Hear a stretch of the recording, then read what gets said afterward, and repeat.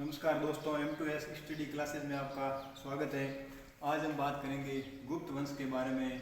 तो आइए शुरू करते हैं। सबसे पहले हम बात करेंगे गुप्त वंश की स्थापना क्यों हुई। तो मौर्य वंश के पतन के कारण गुप्त वंश की स्थापना हुई। तो अगर बात की जाए गुप्तों के बारे में तो एलन अल्लेकर तथा कृष्ण स्वामी ने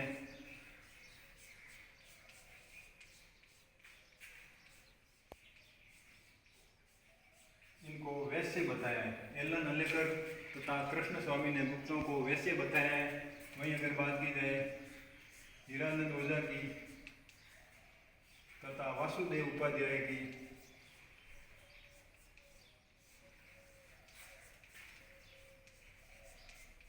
तो इन्होंने इनको है जो क्षत्रिय बताया है। तो अगर बात की जाए A.R. चौधरी की तो A.R. चौधरी ने इन्हें ब्राह्मण बताया है।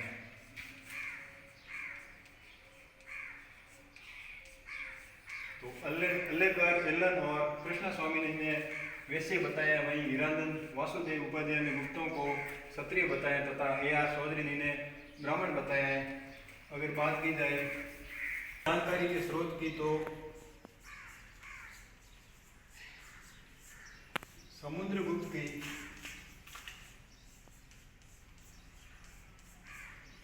प्रयाग प्रशस्ति में गुप्तों के बारे में जानकारी मिलती है। समुद्रगुप्त की प्रयाग प्रशस्ति में। वहीं अगर बात की जाए कुमारगुप्त के विल्सन अभिलेख में भी गुप्तों के बारे में जानकारी मिलती है।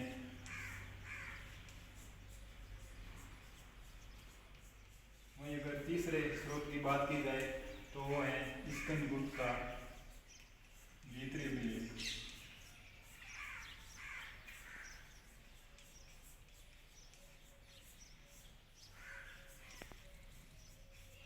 तो हमें गुप्त वंश के बारे में जानकारी है जो समुद्रगुप्त की प्रयाग प्रशस्ति तथा कुमारगुप्त के विल्सन अभिलेख और स्कंदगुप्त के द्वितीय अभिलेख से हमें इनके बारे में जानकारी मिलती है। अब अगर हम बात की जाए प्रथम शासक की तो वो थे श्रीगुप्त।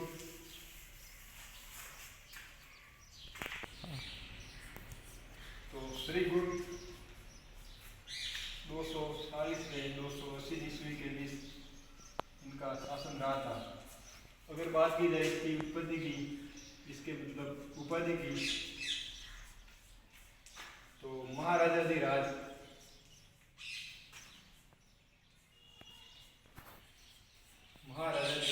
उपाधि इसकी उपाधि है जो महाराजा थी।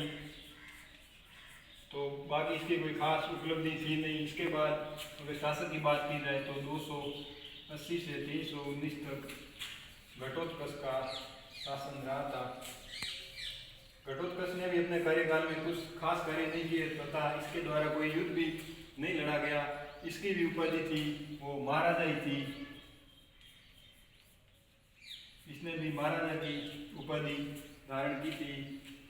अब हम बात करेंगे इसके वंश के पहले प्रतापी शासक चंद्रगुप्त फर्स्ट के बारे में। तो उसके बारे में बात की जाए तो 319 से 335 के बीच उसका शासन रहा था। चंद्रगुप्त हैं जो काफ़ी प्रतापी शासक थे। इन्होंने लिच्छवी राजकुमारी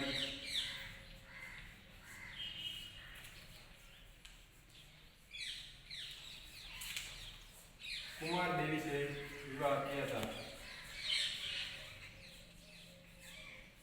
तथा इन्होंने एक सिक्के भी चलाए थे जो कि जिन सिक्कों का नाम था चंद्रगुप्त कुमार देवी नाम के सिक्के इसने चलाए थे तथा इसके द्वारा सन 319-20 में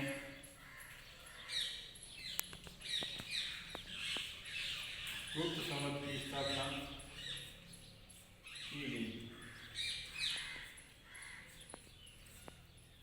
आगे हम बात करेंगे वो है समुद्रगुप्त जो कि गुप्त वंश का सबसे प्रतापी शासक माना जाता है। जिनका शासनकाल रहा था 335 से। तो बात करेंगे समुद्रगुप्त के बारे में। तो इसकी जानकारी है जो हमें प्रयाग प्रशस्ति में मिलती है।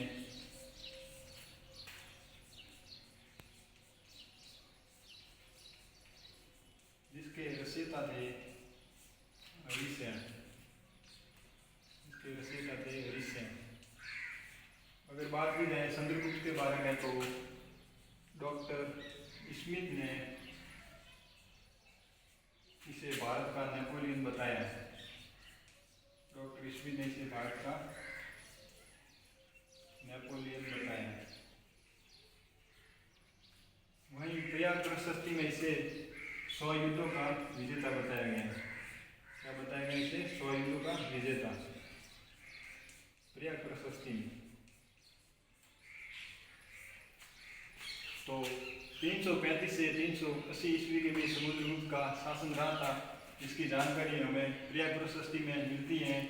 इसके रचयिता थे हरिसेन तथा डॉक्टर स्मिथ ने इसे भारत का नेपोलियन बताया है तथा 100 युद्धों का विजेता की जानकारी जो हमें प्रयाग प्रशस्ति में मिलती है।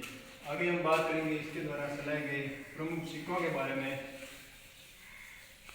इनके द्वारा जो है कुल 6 प्रकार के सिक्के चलाए गए थे।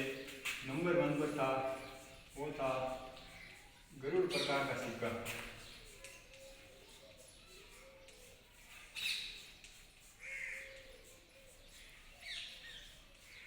दूसरा था वो था धनुर्धारी सिक्का। तीसरे नंबर पर था वो था परशु आकार का।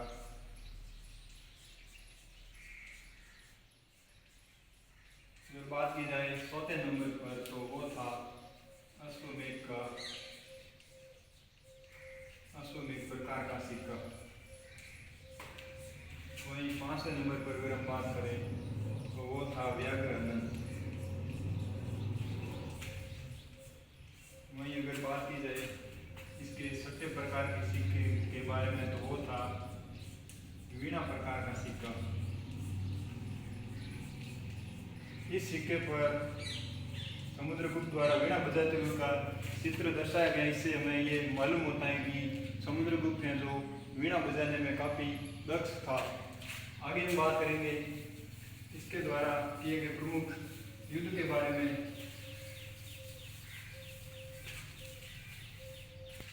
तो हिमाचल और विंध्याचल के बीच का जो क्षेत्र था, हिमाचल और विंध्याचल के बीच का जो उसे आर्यावर्त कहते थे।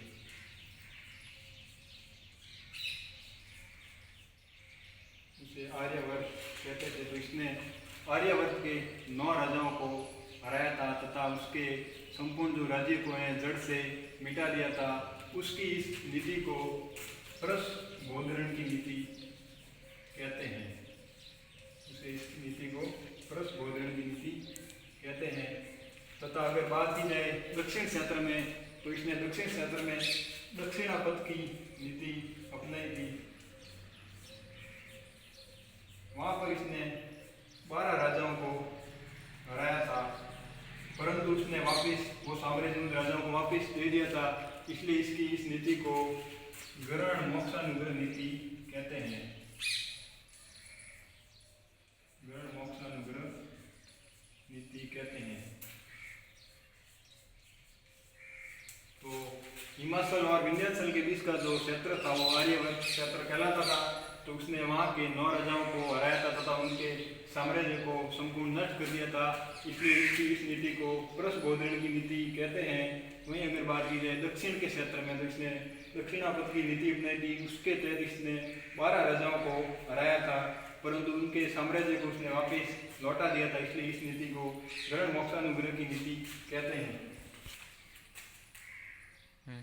वहीं अगर बात की जाए समुद्रगुप्त की उपाधि के बारे में तो तो इसे कविराज की उपाधि प्राप्त थी तथा इसके द्वारा अश्वमेध यज्ञ कराया गया था।